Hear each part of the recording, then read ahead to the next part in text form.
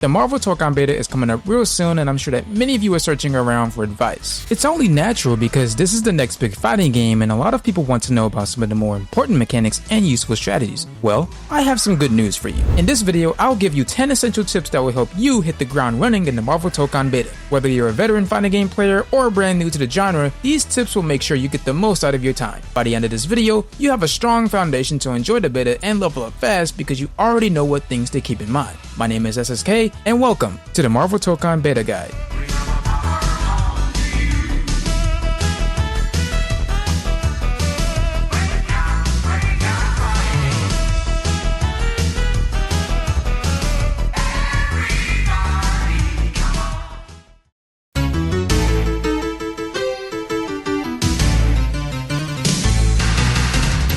Starting with tip number 1, make sure to learn your character's strongest pokes. It's a fighting game, so there are going to be a lot of people trying to run in on you to start their combos or overwhelm you with crazy pressure. Your pokes are a great way to put a stop sign in front of their face to let them know that they are not allowed to come near you at all. From these pokes, you can continue into a combo either by following up into another attack, special move, or even an assist attack. Using your character's projectiles can also be a great way to keep people out, but be careful using them at close ranges or else the opponent will jump in on you or air dash for a punish. You can also use your shooter assist to keep opponents out by pressing forward plus the assemble button, and can even start some offense or combos from there. But with all this talk about pokes and projectiles, somebody's gonna get a nice jump or air dash on you eventually, so tip number 2 is making sure to learn your character's anti-airs. By pressing down plus the heavy attack button simultaneously, you will input your character's slam launcher. This is basically everyone's biggest anti-air, similar to how 2H's are in Dragon Ball FighterZ. Upon hitting your opponent with it, you can meet your opponent in the air and start a nice little combo. Some characters even have special moves that are made for hitting opponents out of the air too, but keep in mind that players can block in the air, so be careful about doing this.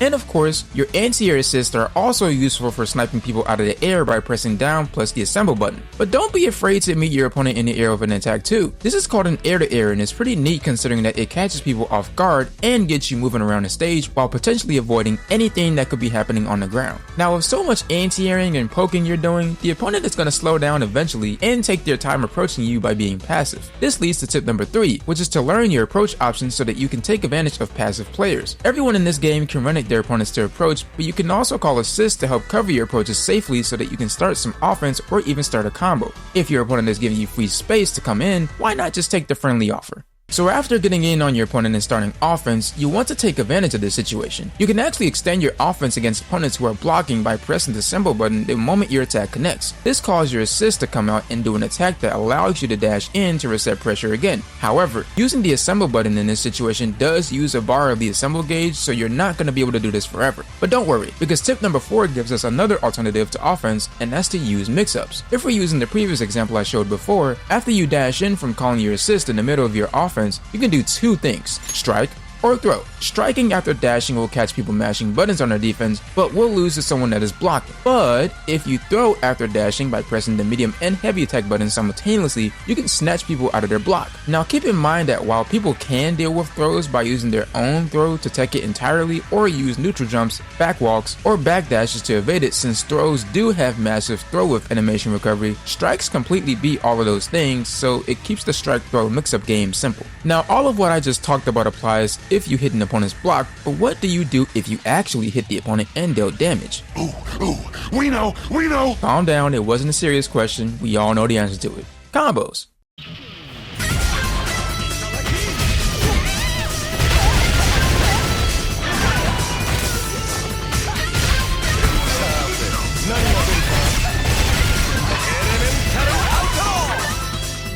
In my recent video, I talked a lot about how the combos in Marvel Tokon actually have a lot of depth because of how the combo limit gauge works. Using assist during your combos will actually decrease the combo limit gauge significantly, and using EX special moves within your combos won't actually increase or decrease it. Using a combination of both assist and EX special moves to extend your combos is a great way to corner carry your opponents and apply tons of damage. While I'm not sure if training mode will be in the beta, using the online lobbies with your friends to experiment with characters' unique combos is a great idea. And the next fundamental tip is to make sure to hold the corner when you have it. Marvel Tokon stages are split into 3 parts, so when you reach a part of the stage where your opponent is truly backed into a wall, you don't want them to escape it at all. Hold your position, poke at your opponent, and anti-air them to keep them in there. If your opponent ever managed to get out of the corner, think about what you could have done to counter that option that they did. For example, if the opponent tech rolled out of the corner, you could have backdashed to keep the good positioning. With the fundamental tips out of the way, let's finally start getting into the mechanical tips.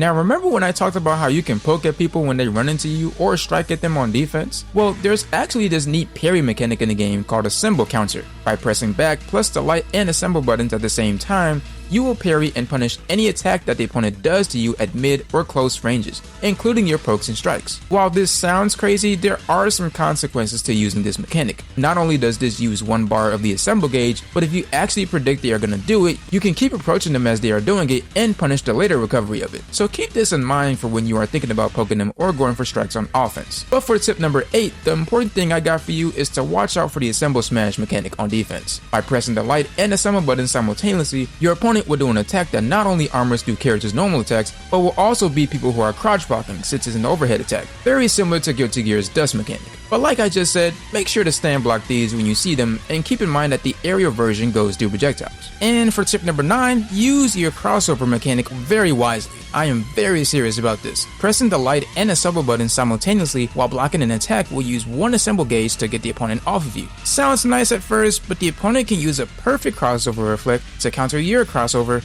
and it will make you completely unable to use all of your assist for a very long time. Mind you, the opponent only needs 1 bar of the assemble gauge to do this, so I would suggest only using crossover if your opponent doesn't have any assemble gauge left. And for the final tip for tip number 10, simply just have fun. Play with your friends, lab out some combos, and watch people play against each other and see what cool stuff they're doing. Everyone coming into this beta will be on equal footing, so there's no need to take things too seriously. Just have fun and come in with a learning mindset of seeing how the game works. Even with the tips I gave you, if you feel it's too overwhelming for you, take it one at a time. Whatever it is you do, I just want you to have a comfortable time playing the beta. If you all want to see more Marvel Tokon educational videos and guides on my channel, be sure to like, subscribe, and hit the bell icon to keep up with me. Thank you all for watching, and have a blessed day.